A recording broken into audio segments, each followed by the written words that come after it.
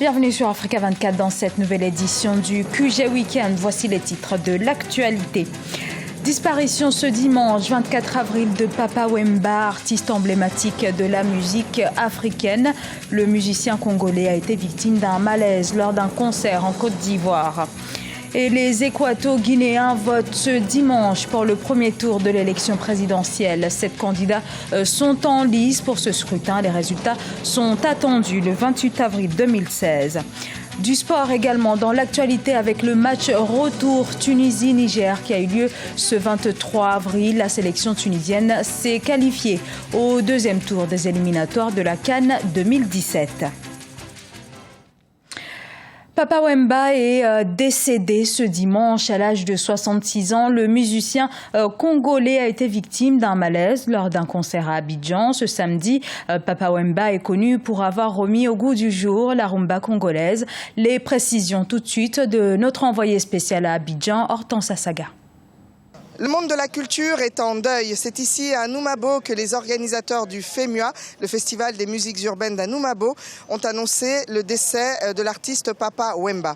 La 9e édition du FEMUA avait pour parrain, invité d'honneur, l'artiste de Kinshasa, Papa Wemba. Et c'est sur scène qu'il est décédé dans la nuit du 23 au 24 avril, en performant sur scène pour cette 9e édition. Fils d'une mère pleureuse, Papa Wemba avait hérité de celle-ci une voix distincte, reconnaissable entre toutes. Avec plus de 40 ans de carrière, c'était une des grandes figures de la scène artistique africaine, mais également mondiale. De lui, on retiendra évidemment le groupe Viva la Musica. On retiendra également un homme d'art dans tous les sens du terme, puisqu'il avait également été comédien. C'est surtout un homme qui se faisait plaisir de jouer ici en terre ivoirienne, comme il a eu plaisir à le répéter tout au long de ce séjour ivoirien. Les autorités sont en train de prendre les dispositions pour la levée du corps et puis la suite des événements. Mais le public ici à Noumabo se réveille. Nous sommes dans la matinée du 24 avril en apprenant la nouvelle. Mais certains le savaient déjà puisqu'il est décédé d'un malaise en tombant sur scène. Mort sur scène, c'est peut-être aussi quelque chose qu'il aurait aimé puisque c'était un artiste à part entière. Et Papa Wemba laisse derrière lui une carrière bien remplie qui a influencé bon nombre de musiciens africains. Depuis l'annonce de la disparition du musicien, la République démocratique du Congo, son pays natal, est sous le choc. Jacques Amboka. Dans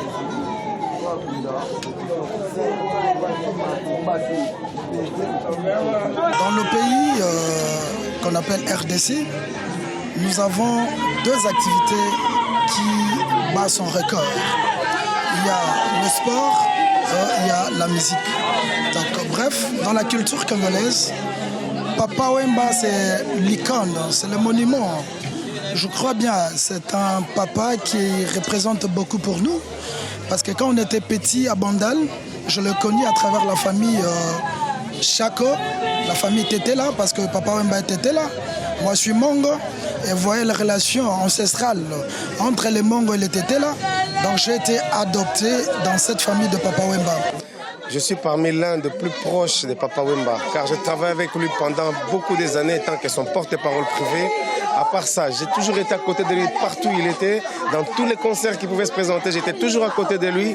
Je m'appelle Norbert Chika, j'ai un grand douleur dans moi, je n'arrive pas à m'exprimer tellement très bien, essayez de comprendre, comprenez mon émotion mes amis, mes frères. Vraiment, tout qu'on perdre, icône mon aîné. J'ai été vraiment choqué, quoi. Papa Wemba, c'est un grand de chez nous ici, c'est un grand de notre musique. Et je suis vraiment choqué. Tout ce que je peux dire, c'est mes condoléances les plus attristées à sa famille biologique, mais aussi à tous les Congolais. Je crois que c'est un deuil pour tout le monde. On est tous en deuil. On est vraiment triste pour ça qu'il se soit écoulé. Mais aussi, de là, ce que je vais dire, c'est qu'il est mort comme il vivait, comme il s'aimait. Il est mort bien habillé. Il est mort avec son arme qui est son micro. Il est mort sous son champ de bataille qui est une scène de musique. Je crois vraiment qu'il est mort dans ce qu'il aimait. Donc je suis émotionné à ce moment ici parce qu'il est parmi les gens qui ont révolutionné la musique congolaise. Donc vraiment nous sommes vraiment tristes. C'est un baba qui est parti. C'est ce que je ressens comme... c'est malheureux, mais comme c'est arrivé, c'est arrivé. Comme annoncé en titre, les Équato-Guinéens votent ce dimanche pour le premier tour de l'élection présidentielle. Plus de 300 000 électeurs sont attendus pour départager les 7 candidats en lice. Les bureaux de vote sont ouverts depuis 8 heures, heure locale, et sur place, le vote semble se dérouler dans le calme. Un reportage de notre correspondant Serge Kofi.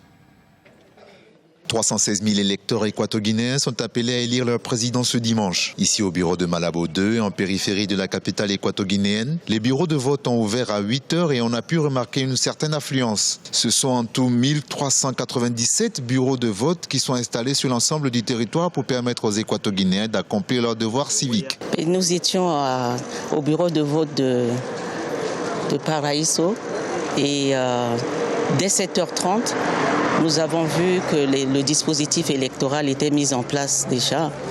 La liste électorale était affichée et nous avons attendu, nous avons vu une affluence tôt le matin, dès 8 heures. Donc les gens ont commencé à voter.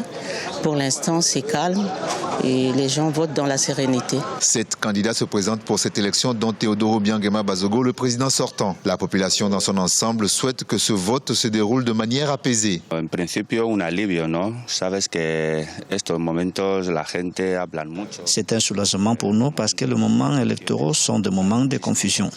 En tant qu'Équato-Guinéen, je suis heureuse que le 24 avril soit enfin arrivé et que chacun puisse choisir son candidat.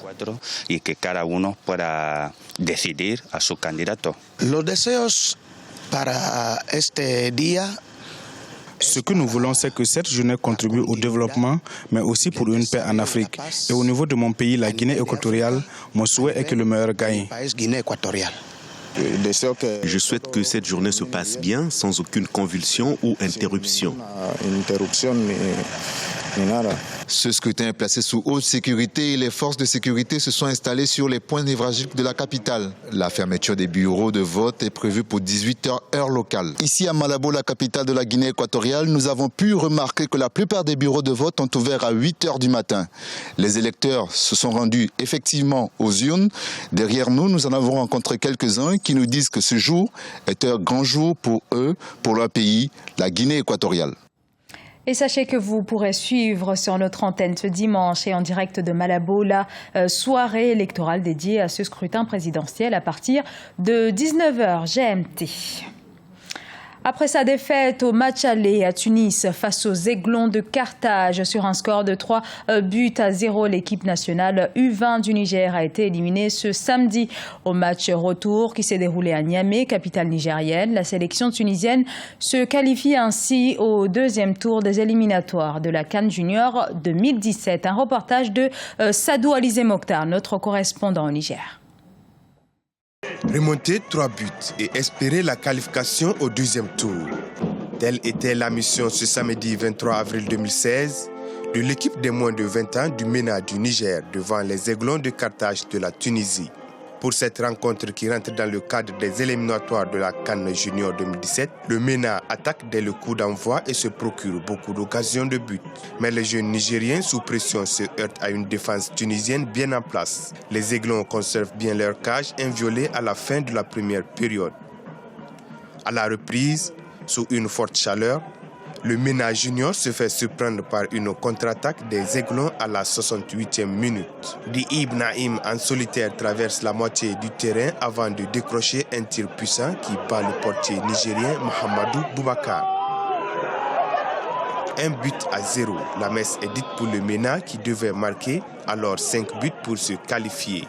Malgré l'égalisation de Badamassi Ousseini à la 73e minute, le MENA n'a pu réaliser l'exploit. Les Aiglons de Carthage et leur encadrement ont su faire l'essentiel, mais reconnaissent la qualité de l'adversaire. On va préparer le Sénégal. Maintenant, on va penser à ce Sénégal. On va voir le Sénégal. On n'a rien. On sait rien. Comme le Niger, on ne sait rien. Le Sénégal, on ne sait rien. Quelle équipe ils ont. Mais on va chercher maintenant. Pour la plupart, c'est la première fois qu'on joue en Afrique. Et après, voilà, ce qui compte aujourd'hui, c'est la qualification. Et voilà, on est tous contents.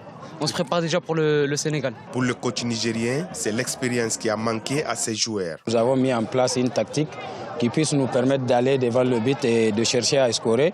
Et en première mi-temps, nous avons réellement eu des occasions, mais la réussite a manqué. Donc, je ne peux dire que nous sommes un peu déçus de l'élimination, mais nous sommes une jeune équipe. Je crois qu'avec un peu de suivi et de travail, nous pourrons dans l'avenir faire quelque chose. Les Aiglons de Carthage seront opposés au prochain tour au Lionceaux de la Teranga du Sénégal. Le match aller aura lieu à Tunis le 20 mai 2016 et le retour se jouera à Dakar le 10 juin 2016. Ce journal a été réalisé par l'ensemble de la rédaction. Merci pour votre fidélité. Dans un instant, une nouvelle édition de l'actualité sur Africa 24.